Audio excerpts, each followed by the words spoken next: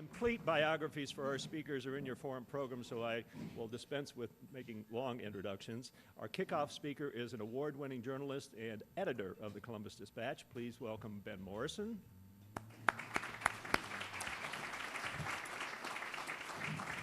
Joining Ben on the panel will be the Director of Libraries of The Ohio State University. Please welcome Carol Dietrichs.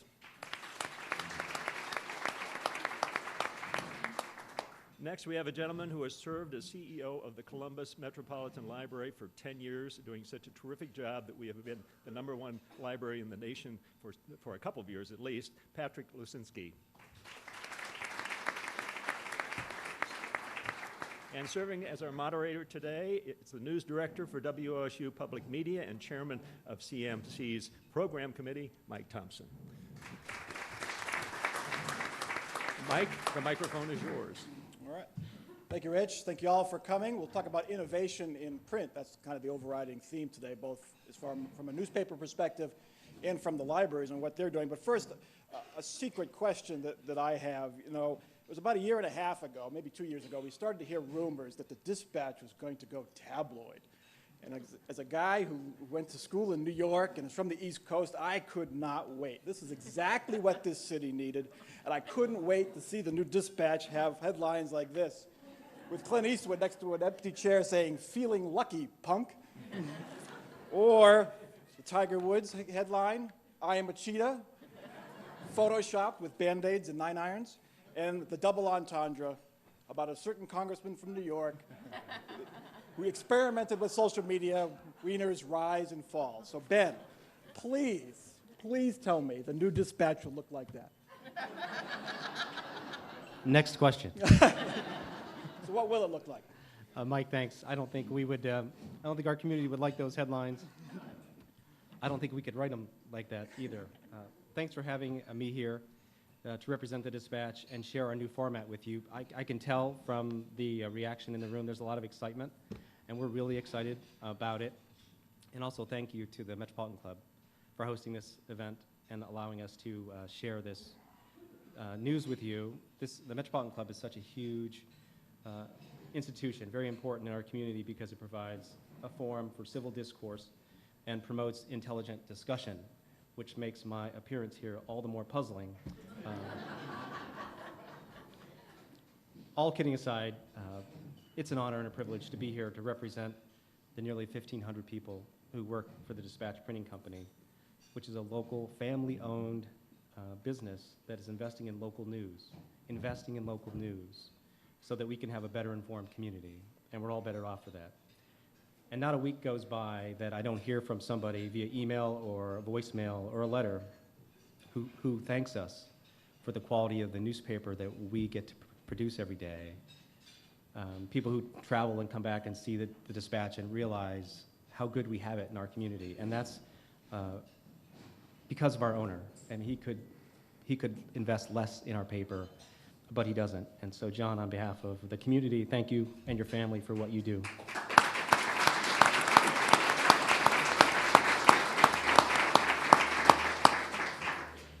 And being named Best Newspaper 3 of the last 4 years by the Associated Press doesn't happen by accident. So we're surrounded by great talent.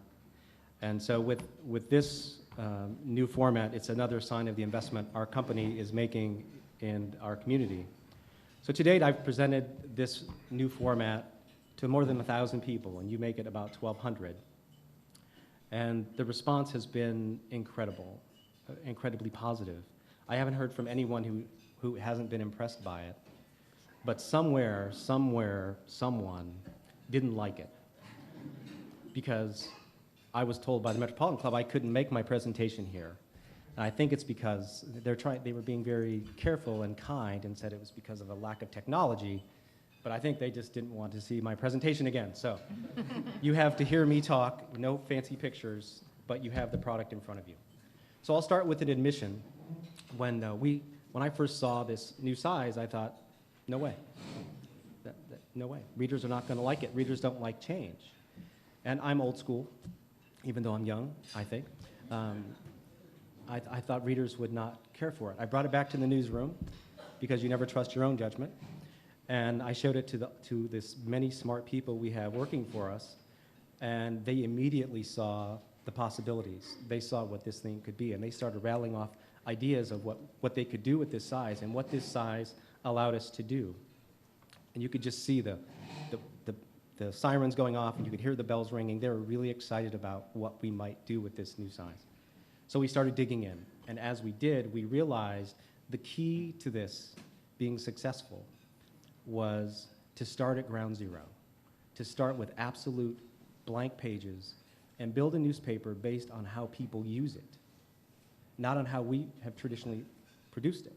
That it's not about us, it's about you. So if you think about it, just about everything in life is reinvented. Typically, that reinvention leads to things being more compact and more convenient, unless it's the federal government. Okay, sorry. That was nonpartisan. It's no matter which party's in office, it happens. But you think about your first cell phone. We were talking about it earlier. When they first came out, they were about the size of a cinder block. And now they're very small, and they do amazing things. Your first computer was huge, it was slow, it was heavy, and now they're fast, and they're portable, and they're light, and they do things that we once thought were unimaginable. So if everything can be reinvented, why not a newspaper? And that's what we set out to do, to be the first in the world to do something this bold at a major metropolitan level. So where do you start? What we started with were 3 key data sets for our redesign. First is what readers want. We have tons of research. We've invested a lot of money in research to know what readers want in their paper, what they don't want, what's most important, what's least important. And we started with that. Second was what advertisers need. We can't produce a daily newspaper without advertisers. The price would be very expensive. And so we had to sit down with our advertising team and figure out what it is they needed for success. And then we also knew what journalism we had to do for our community. We know what the standards are of the readers, we know what the standards are of our owner, and we use those 3 keys to build a paper that people could be proud of. So we knew people wanted more national and international news in this market. We have a very smart, well-educated readership. Ohio State drives that, and all the other institutions we have. So we wanted to produce more national and international news for our readers. So when this launches, we will have a daily, standalone nation and world section, front and center for folks. We knew that people wanted more business news. This is a very big business community. Years ago, when we had to resize the paper during the hard economic downturn, we lost our standalone business section. That was something we absolutely had to replace, and we have. So we'll have a daily standalone business section that we're really excited about, and the feedback from the readers is the same. They're excited. We also discovered we had content that we produced daily that we weren't getting credit for. It was there, but it wasn't being recognized. Part of that is because of the way the stories wrap around ads, and we're fixing that. But part of it is because we hadn't labeled it well enough. So the problem was not with readers not recognizing it, it's with us not making it clear. So you'll see better labeling in the new dispatch. And we also realized that this new page size, in the current page size, it's hard to have enough content to fill an entire page.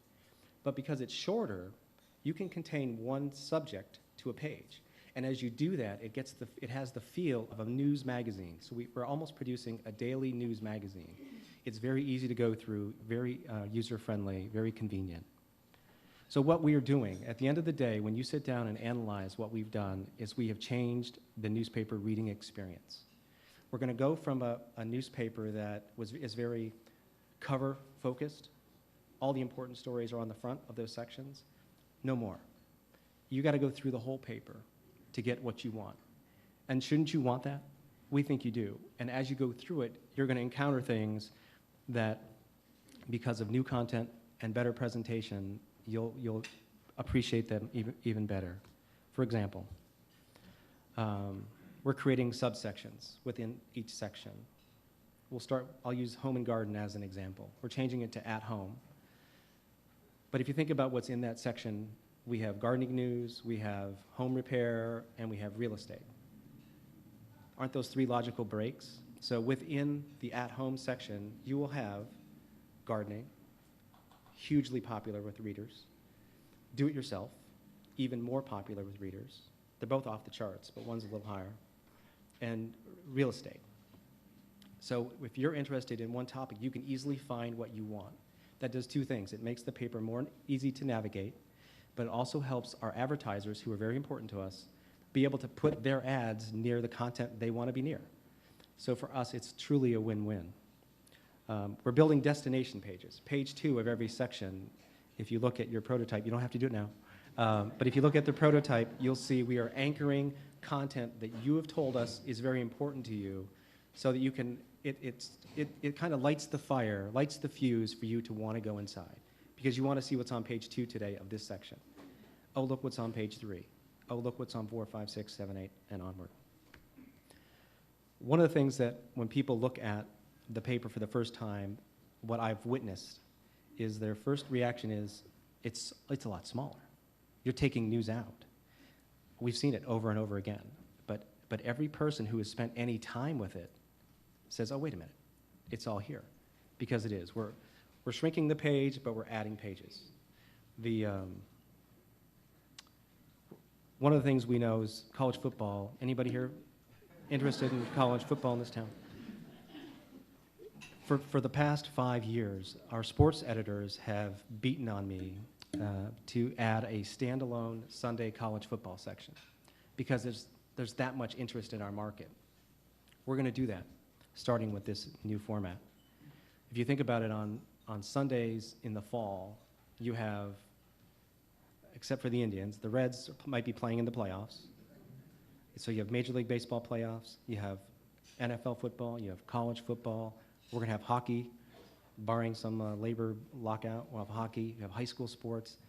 All of that, and soccer, pro soccer, all of that content is competing for one section front. With this change, we're going to be able to take college football, set it over here, give the fanatics, and there's a lot of them, give the fanatics a separate section on college football on Sundays, and allow the other content to have room to breathe.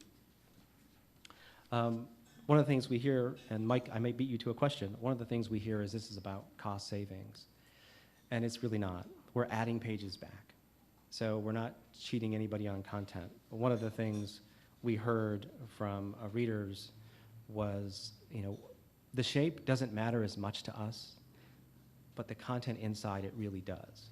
And then as they got to spend time with this size, they said, strike that. We like this size, don't mess with our content. They quoted a noted philosopher, MC Hammer, and said, can't touch this, I thought about trying to do that rap, but I thought it would come across poorly. We're really about changing the reader experience, and as you spend time with that, I think you'll see we've done that. More than 80% of the people who looked at this said they really liked it.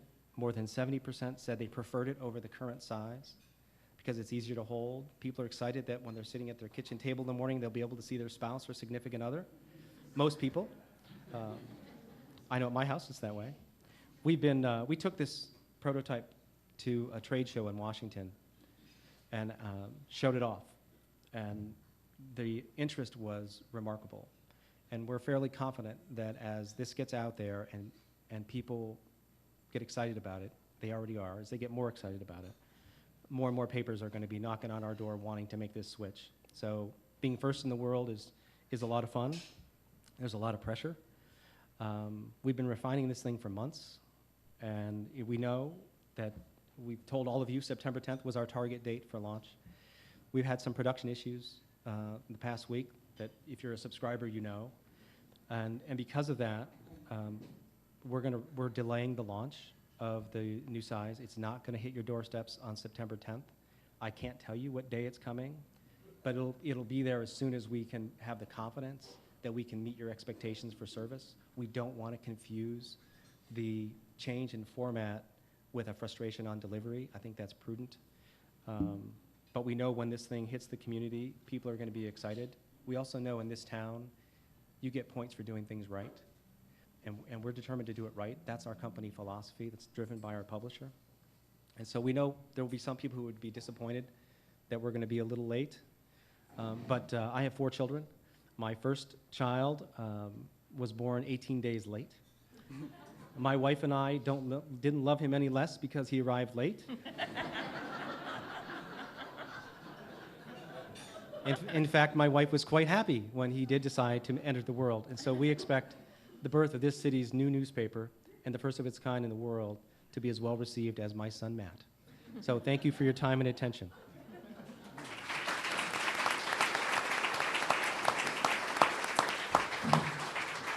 One quick question for Ben, and then I'll broaden the topic to print and information innovation in general. But you know the old adage, Ben, if it's not broke, don't fix it.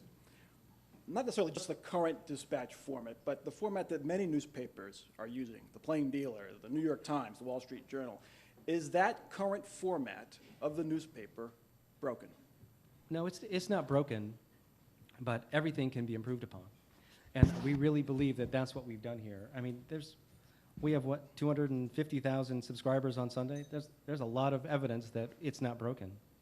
But we think that this new size and the new format and the whole thinking behind it takes something that's good and makes it really good.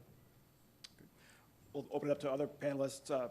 Patrick, you know that this is very innovative what the Dispatch is doing here, but to me, as a dad who has found DVDs under his couch 2 years past the due date and faced a bill of $14, I welcome the fine structure. This is part of your innovation to get more and more people into the library, to free up those library cards, and to compete with digital opportunities. Yeah, okay, so a couple of stories to begin with. Thank you for enjoying or liking our new policy. I'm going to start with a newspaper story. I've been a library director in 4 cities, and usually one of my first visits is to the newspaper when I'm new into town. And my previous job was in Colorado Springs, where the Colorado Springs Gazette is a sister paper to the Orange County Register, which is I'm trying to think of the political party, the Libertarian Party. And before I had a chance to actually visit with them, they put an editorial in the paper welcoming the new library director to Colorado Springs. And long article about all the benefits of the library over the past 90 years, but then it said, however, my first act as a new library director ought to be a plan to implement 30 cents per checkout so that we could raise it over time and get the library off the tax rolls.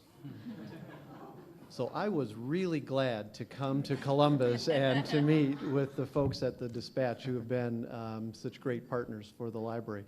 You know, first of all, show of hands. How many of you do not know that the library currently allows you to download books from the library's website? How many did not know that? Show of hands. All right, well, we've been doing that for about 7 years.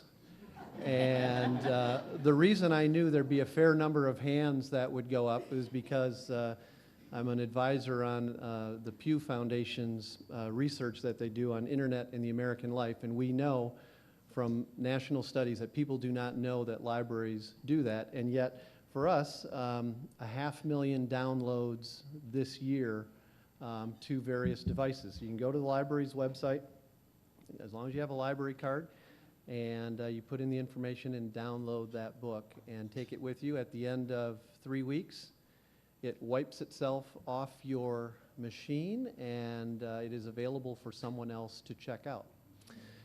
I also brought, however, an analog book. Some of you are familiar with this technology. And I chose Walter Isaacson's biography of Steve Jobs on purpose because there are currently 6 of the major publishers who refuse to provide digital access to their content to public libraries. So Simon & Schuster, Macmillan, Hachette, and some others. And it's actually for me, one of the major issues that I'm trying to address on a national level, because we feel that there are plenty of people in affluent suburbs who have a device, who have broadband access, and who have a credit card and can purchase anything that they want. But as you look across Columbus, we deal with plenty of kids who would not have access to that content. And we believe one of the most important things we do at the public library is champion access to information in this country. I want to be clear, we think we should pay for it. It shouldn't be wide open, and that's how the system works today. It's one digital book for one checkout. So publishers have to make money. We respect it. Libraries should buy it. On the other hand, we have to find a way to make sure that as the technology moves forward, the library is also there and is a player, and with newspapers continues to be a cornerstone of democracy. Those are some of the things that we're doing to react to the changes as well. Carol, you are at the front lines, because the people who use your library primarily are young people who are very in tune with all of this. You know, 15 years ago, the thought of reading a newspaper on a cell phone was pretty unimaginable. Do you ever see a day where a college library does not need the printed word? I'm not sure that any of us will live long enough for that exactly, but it certainly is a changing environment for us. So what we call our materials budget, our content budget, is about $12 million a year. And 60% of that budget does go to digital content, which is a lot. And we have a stated strategic goal to continue to increase that content because it is what our users want. It's convenient. A faculty member from Ohio State can be sitting in any country in the world and log into the OSU libraries and use content that they need for their work, regardless of where they are at home or across the world. So that's clearly a part of our responsibility, and our fundamental goal is to facilitate access. At the same time, there's 40% of that budget still being used on print. And it's not because we can't find, well, it's not because we prefer print, though there are some still, particularly our art and architecture environments, the printed word is still a better mechanism for their work, but that too will change over time with disciplines. Each discipline will move along as technology does. But 40% of that budget is being used to buy material from China and Asia and all kinds of countries around the world, as well as material. We too would have to buy a print copy of that biography that Pat was showing you because there isn't a digital version that we can purchase. So the transition is occurring, and it is indeed what our students want. But we have two goals, and this is where a public library and a research library begin to diverge just a bit. So our first goals, both of our first goals, are to facilitate access. We want to provide the content that students, faculty, and staff need. But we also have a larger world as a research library. Our larger role is to ensure that that content, part of our significant cultural heritage, is preserved for the long term. So if you want to go back and see an older copy of the Dispatch, you're probably going to need to go to a library. Or maybe not the Dispatch, but if you want an older copy of any kind of content that is not in digital form, then you're going to need a library. And so that's part of our goal, too, is to ensure that not only the print content is sustained for the long term, but that the digital copies can be used for the long term. Ben, when you look at other newspapers around the country, keeping on the future of print, you look at Newhouse newspapers just last month announced that the Syracuse Post-Standard and the newspaper in Harrisburg, Pennsylvania, were going back to 3 days a week. Those are not small cities. Those are good newspapers, but they felt the need to cut back to publishing the printed version 3 times a week.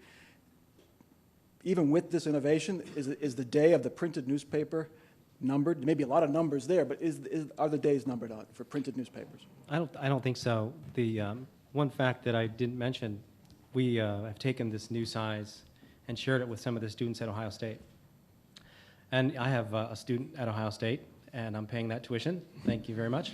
And for the first time, we've sold more subscriptions to the Dispatch at Ohio State than we ever have before, and we're just getting started. And part of it, we're at 4,000 already. I mean, you think about it. For a college kid, that's a lot of pizza, right? So they want this, and they can also use it in their device. Our iPad app, this new format shows up fantastically in that device.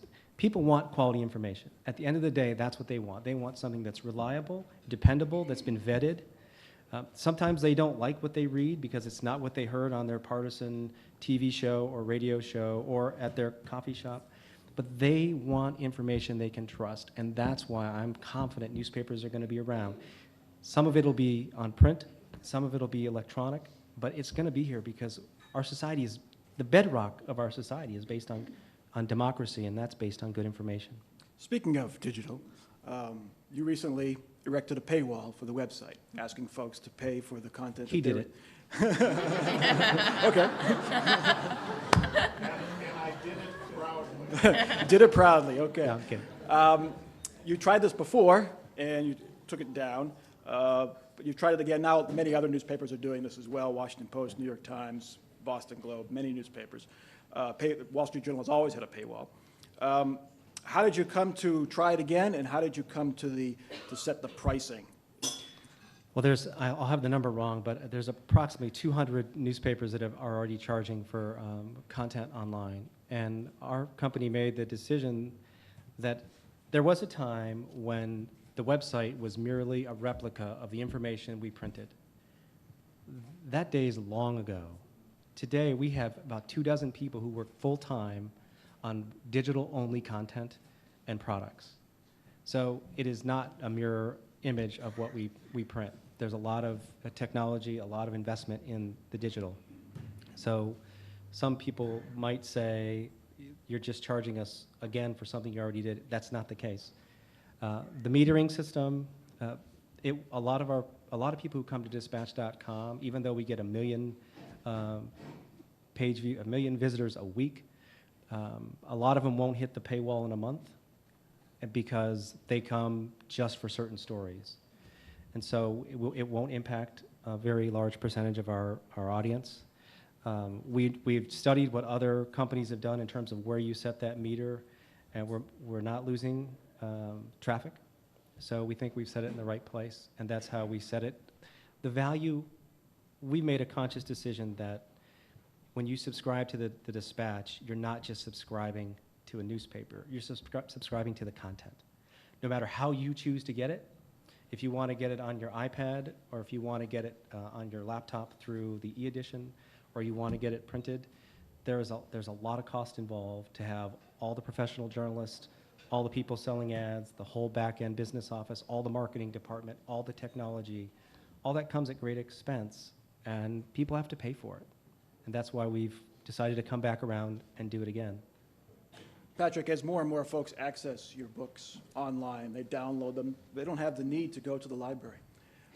Does that worry you that people will not be stepping across your threshold, and then when it comes time for a levy to be passed, or it comes time for a city council or a government body to fund the library, you're not going to have that same tangible support?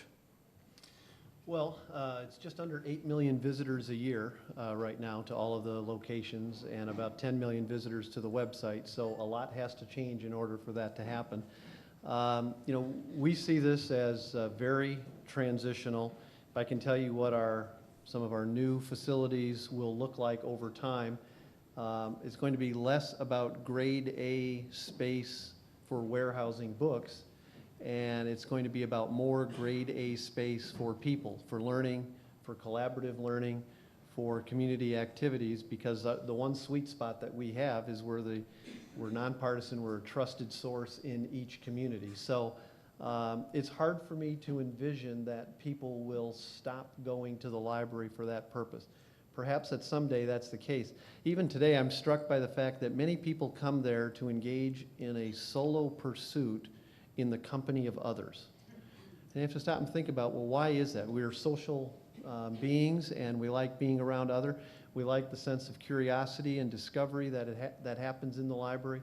Our team is still great navigators of all of the resources, electronic resources, print resources, and I think for the longest time, we'll be engaged with that. We're also in new activities where we think we're adding value to the overall educational continuum in this community that we weren't doing a decade ago. Homework help centers in all 21 locations are full of kids after school. Well, that's a great service for us to be in. Many people are supporting it. I think you're going to see us doing more and more of that activity along with some of the traditional services that we've had. Carol, I remember when I was in middle school, when middle school was a new term. They didn't have a library, they had the media center. Now, the only media other than books was the film strip, so it wasn't exactly a media center. But now libraries really are, they finally, after 30 years living up to that name, they really are media centers. You have to be, I assume. Yes, absolutely, and one of the things that Pat's just mentioning is equally true at The Ohio State University. I hope many of you have seen the Thompson Library, which was recently named a landmark library by the Library Journal. And the overall library system was recently ranked number 5 among public universities in the country, a move from 12. So we're very excited about what the library contributes on our campus.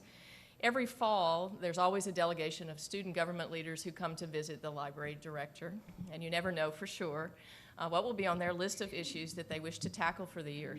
So the last 2 years, their issues have been, can you keep the library open longer? And last year it was, can you buy more tables? So just as Pat was talking about the pursuit of, how did you say it? Individual endeavors. Individual endeavors together is exactly what goes in an inspirational space, as well as all the other things that Pat mentioned. In terms of the media, it is amazing. We talk a lot about books and journals and electronic content, but we have an enormous array of DVDs, and scholarship now comes in all kinds of forms and shapes, and your students at school are seeing lots more faculty engagement with different kinds of content, and our job is to provide that content. We will take questions from the audience in just a moment, so please approach the microphone. Remember, we are videotaping this for viewing on the web at the Metropolitan Library's website, also CMC's website, so please keep that in mind as you approach the microphone. While we wait for folks to get ready to ask their questions, Ben, a very critical question for you. Will we have the same number of comic strips with the new dispatch as we have with the old one? That is no joke. I mean, I one know of it's the not. things we heard from folks is, don't mess with comics. That's as sensitive as Medicare. So we're not eliminating comics. We are going to package them differently. They'll be spread out over, I think it's 5 consecutive pages, so that it's easier for people to share.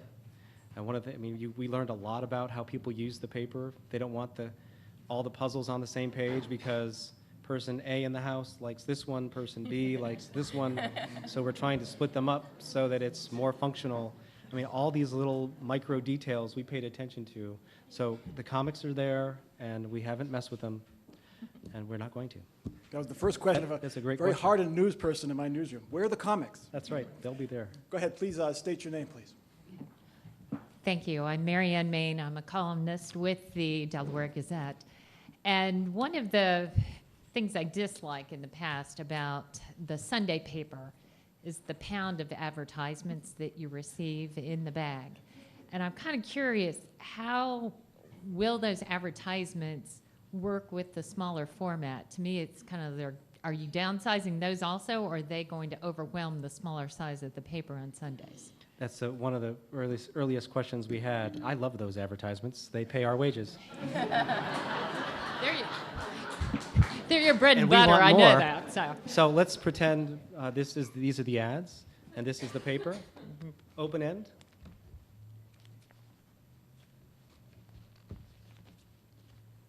When we showed this to readers in focus groups, we thought they would say, oh, I don't like that. You know what they said?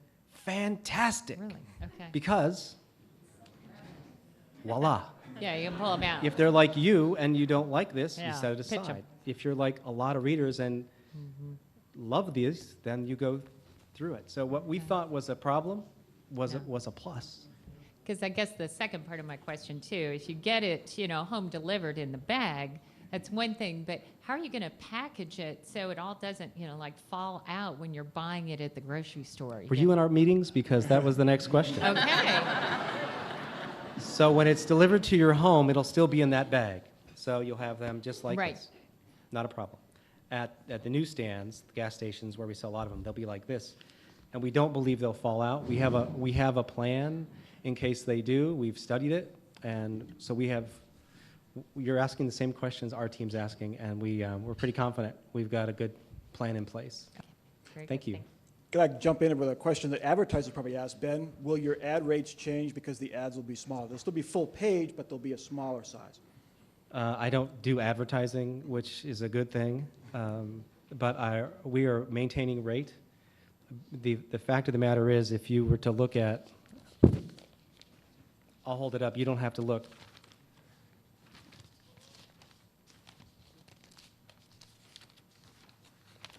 The center spread here, we've changed the way we're laying out ads. Most newspapers, the ads are on the outside, the content is in the middle. It's almost universal. But when we looked at how to best present this and make everybody win, we determined that by putting the ad in the middle of that page, advertisers get more eyeballs, there's better recall, so we can maintain our rate, we can produce the high quality of journalism that we currently provide, and they gain. Advertisers gain. And it was a substantial change in the recall. Great. Go ahead, Matt. I'm Martha Trout.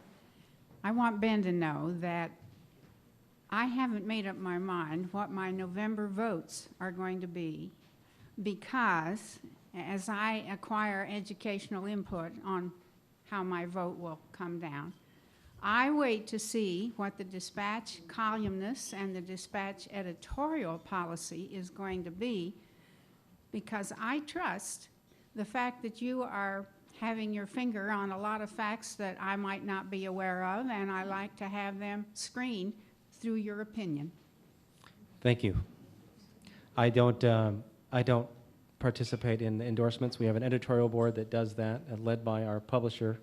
And so if you have praise for the editorial page, I'm not worthy. It's our publisher. But thank you. There's a lot of people we've noticed that take our endorsements to the polls. You see them in there, and they're looking at them and using it as a guide. Now, So do they vote for the same people that are in your editorial? Do they You know, say, I'm going I- to vote exactly opposite? they have not allowed us to look at their votes. It's maybe a couple the other way. I think there's a question way in the back, Mike. Oh, yes. Go ahead, sir. Could you step up to the microphone? Well, we need it for the television deck. We need.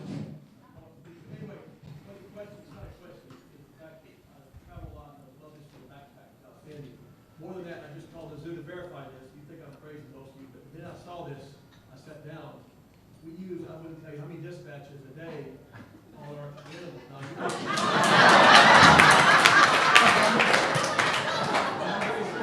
I just called the zoo. When it comes to our gerbils, the hamsters, and birds, I'm serious, it's like you measure the bottom of the cage.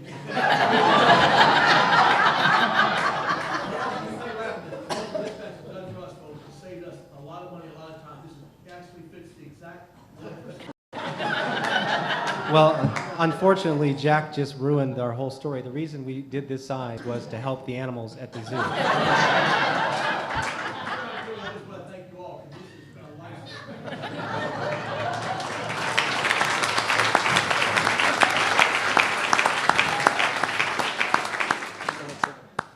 How do you follow that?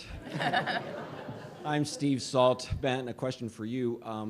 Was it a coincidence that all of the changes that are taking place on the print side, a coincidence between that and your agreement with the Cincinnati Enquirer and printing for them? Are they going to be using the same format that you're using here in Columbus? Yeah, that's actually the Cincinnati was looking for a printing partner, and as we talked to them, not me, but our executives were talking to them, they brought up this format. And that's what sparked us to test it in our audience to see what readers liked. We did independent research. They did it in the Cincinnati market. We did it in the Columbus market, unaware of each other's questions. And you wouldn't believe how identical the research came back. And so we're two different markets, same state, but very different markets. And the acceptance rate was off the hook. And in fact, some of the feedback we've heard from our colleagues at Gannett was they've never seen anything like this. So it's not a coincidence, it's intentional. We will print the Cincinnati Enquirer and the Kentucky Enquirer at our facility on Georgesville Road sometime in October. So no Might you coincidence. be printing some of the other Gannett papers in Ohio too eventually? I think we do some things now. I know during the storm, the big outage, we were the emergency fallback for these other papers so they could get their paper out. So, Thank you. yeah. But, you know, to Jungle Jack's point, everything that we thought would be a problem, to the question about the ads, everything we thought would be an issue has not been. I mean, when the king of zoos tells you this is perfect, what more do you need? I'm telling you. Ben, on the issue of Gannett, you're a locally owned, family-owned newspaper. You control your own destiny. You don't answer to really even shareholders as a public corporation does. How did Gannett get on board? For them, it's a bit more of a corporate risk to do something like this. Yeah, I'm really not in a position to speak for them. I wasn't part of those discussions, but. Are you encouraged that a corporate newspaper is trying this? Yeah, I firmly believe, and I'm just one man's opinion, but I believe that this is going to be the shape of newspapers across the country. It's everything about it makes sense. The way you hold it, the way it allows you to design the pages, that it fits bird cages at zoos. All of this is it's surreal. I mean, our chief of marketing, Phil Picelli, said, you know, whoever came up with the original broadsheet should be smacked around because it makes no sense. This makes perfect sense. Jane Scott with the Metropolitan Club. Thanks very much for being here. It's a good program. I'm curious for all of you to comment a little bit more about the students' reaction to the paper, and why do you think that they are better customers of this paper? And it's not just the size and the content. Is there a wave with students right now that they're getting more information and they want more information? Is this something we should be looking at as a trend? Thank you. I do think it's an interesting thing. I mean, we talk a lot about them being digital natives and how familiar they are with technology and those things. And so one of the things we know from a library perspective, for example, is, yes, they are very computer savvy, but they are not necessarily information savvy. You know, everything on the web looks the same to them. A lot of what we try and work with them about is how you know a accurate reporting website versus one with a partisan angle, and just so that you understand what you're reading, not to say those things are bad, just so that you know the context in which you're working. So that's one aspect. The other thing I think we see, now the tablet's probably going to change this, but many of them don't want to carry that laptop around all day. They want a locker to park it in the library, or they want it when they sit down to do serious work, but it's a lot to carry around during the day. They also have reacted to electronic textbooks, which many people see as the answer to the cost of books and those kinds of things, you know, I still want to highlight, I still want to write in my book, it will get better and is getting better, just as our tablets have gotten better. So it will change with the innovation in the technology, but it does take some time to actually meet the need of how you work and how you do research. And I would say one of the reasons that we're so pro ebooks and digital technology is it is promoting more reading. And it is promoting more reading, it's more convenient, and it's across the board. I know there's some fiction coming out this fall that will be interactive, that will begin to add video to the actual fiction online. And I think, you know, where's that going to go? And is that going to be a different experience, or are we going to think that that's now a normal experience if we're a fiction reader? I spoke to a group of about 45, let's see, it was this summer, they were incoming seniors from high schools throughout central Ohio. And I talked to them about libraries. This was at Ohio State, and leadership and other issues. And we got done, they asked me, do you think we'll have books in libraries 10 years from now? And I said, well, let me turn the question around to you. There's 45 of you here. You'll finish high school, graduate from college in 4 or 5 years, live in your parents' basement for 3 years after that, and then you'll be out on your own. How many of you will have books in your home? And one after another, there were 10 or 11 who stood up and told the story, and each one's planned to have books in their home. I have picture books my mother gave me that I'm going to read to my children. I'm a fiction reader, and I prefer this format even though I have a tablet. So I think the point is, it's all about reading. It's not about, and literacy and learning. It's not necessarily about the device, and I think that's why this is such an exciting time for us. And with that, closing thought, I think we'll turn it back to Rich. Thanks, Michael. The only thing constant is change, and I think you all are approaching it, and I'm sure we all do, very thoughtfully and very well. I want to make sure, though, that the new format comes out before the Nebraska game, if we could do that. No pressure. Want to remind you of next week's program. We'll house Medicaid plan sign up with. It'll be good hearing Greg Moody's thoughts on that. Also, you can continue this conversation out in the lobby with some coffee and cookies. I want to say thanks again to CAS for our sponsorship today. Most importantly, thanks Ben Marrison, Carol Dietrichs, Pat Losinski, and of course Mike Thompson for a great program.